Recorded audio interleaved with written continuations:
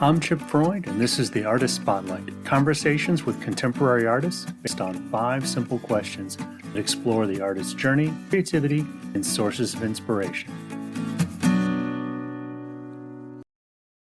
Welcome to another episode of the Artist Spotlight podcast. Today, I'm joined by Angel Ingrietta. Angel is a self-taught artist based in North Carolina. Angel's work is inspired by her loss, her life, her heart, and soul. Angel, welcome to the show. Thank you. How are you? I'm doing great. I'm glad we were able to work our schedules out to bring this together. Yeah. Before we dive into our 5 questions, why don't you give the audience a sense of a project you're currently working on, or maybe something that's you just recently wrapped up? Right now I'm working on paintings on paper. I don't really paint on paper. I did it when I first started. And it's a little bit different. I'm using more color. I normally use blue and whites and greens, but now I'm getting into reds and just bright pinks because I feel like I'm in a moment in my life where I just want everything to be colorful. So that's what I'm working on now. Well, very cool. Well, as the show, as you know, the show is all about our 5 questions. And the first of those is, what is your earliest memory of making art of any kind?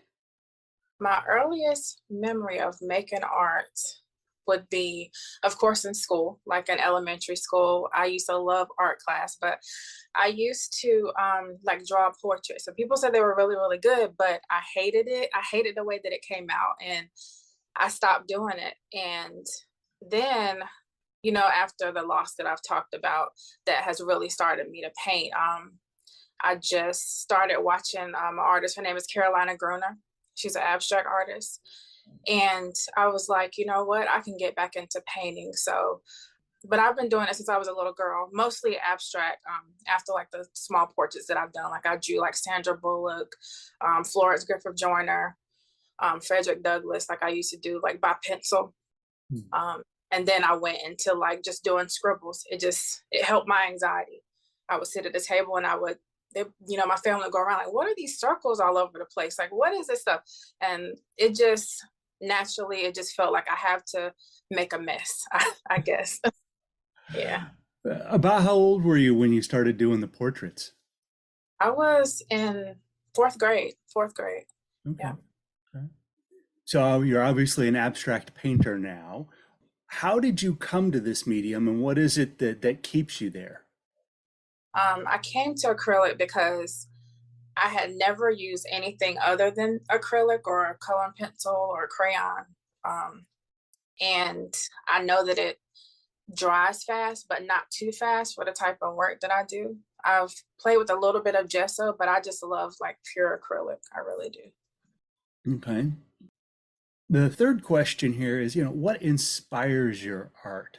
Where does it come from? It's really, really a long story, so I'll just go into it a little bit. Tell us what you want to share. That's what we're here for. I'm pretty much an open person, but from when I was a little girl, we lived right up the road from a funeral home, and that funeral home is a Lee Funeral Home. My grandmother, she used to sing at funerals. She was in a singing group and everything like that, and she raised me, of course. And she, so many times I would go with her to funerals or go with her to view people who had passed. And it just was a weekly thing. And we would go, read Bible verses to people in Central Prison, and stuff like that. And my art is from everything she's ever taught me. She took me, I remember, to Crabtree Mall, and we picked out this painting.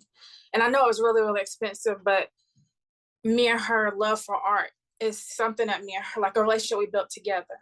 So when she passed away, I didn't know what to do. When I knew she got sick, I didn't know what to do. I mean, my body shut down. You know how you think you're strong, my body shut down on me. So I had to find something to really get my expression out because I wasn't getting it out. And that's what my art is. It's a way that I get really emotional about it because it means so much to me.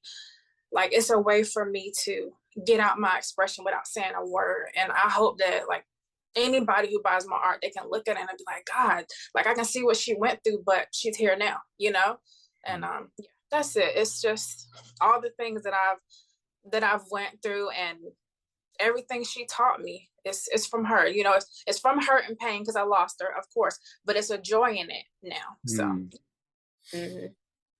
Oh, that's a beautiful story of turning the pain into joy. Yeah. Yeah. Thank you. What advice would you give to an artist just starting out their career? I would give them the advice that it's always good to have advice and to listen to people who've already like established their career in like the art field and everything. But it's really important to do what's true to you. Like, you have so much judgment over what's real art, what's not real art. You have to really get yourself into that zone where it's like, this is what I do, this is what I love to do. There are people out there who are gonna love it, and the people who don't, I love you, but it's all right, you know? So that's what I would tell them, just to do what they do from their heart, and that's all, you know? Just keep going. Yeah, that's a recurring theme as I talk to other artists. What are some of your thoughts on how do you keep going when you get those moments of criticism or those moments of, that's not art, that any of the, I call them the turkeys will kick you, Yeah. How do you get past those moments? I just keep going. And then sometimes, I'll turn on like a YouTube and I'll watch like something with Jack Whitten or John Mitchell, and it'll just give me inspiration. Or I will go like on Instagram and look at my favorite abstract artists, and I'm like, gosh, this is why, like there are other people like me. Like I can just, just paint how I paint, that's it. Yeah. I think we all have to remind ourselves sometimes of, just get back to it, stick to your art. Yeah, to remember what you're doing it for. Yeah, exactly. Well, we've been moving right along here, and our last question is, what artist or artists, if you can't narrow it down, should our listeners go check out? And this could be somebody that you've known a long time, an old master, somebody you just discovered. Definitely check out Carolina Gruner. Because she's one of the, like, the influences in my life, like just looking at her paintings and everything about doing the abstract. And definitely Ophelia Station, because she's such a sweetheart. She would give me advice if I called her right now. And I remember meeting her at 311 Gallery, and I've never met a person with such a sweet soul that would just, of course I love her art, but definitely Ophelia Station as well. Yeah, I couldn't agree with you more. I actually had her on the show a while back. She is just such a lovely soul. Yes, a lovely soul, I tell you. Yes. Some good recommendations there, very much so. Well, I want to make sure that folks can find your work.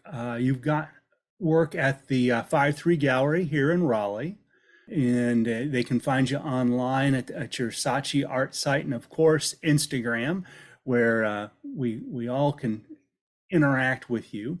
I will put links to those in the show notes so people can get to you quickly and easily, as well as I'll put links in the show notes to each of your recommended artists.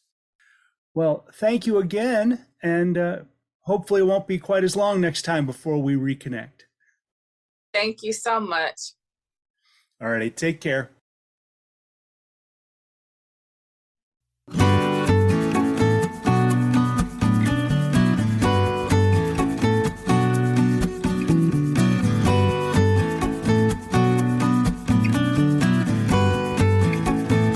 Thank you for joining us. This has been the Artist Spotlight with Chip Freund. Find accompanying blog posts at chipfreundphoto.com/blog, and you may subscribe to our show on Amazon Music, Apple Podcasts, Spotify, or wherever you like listening.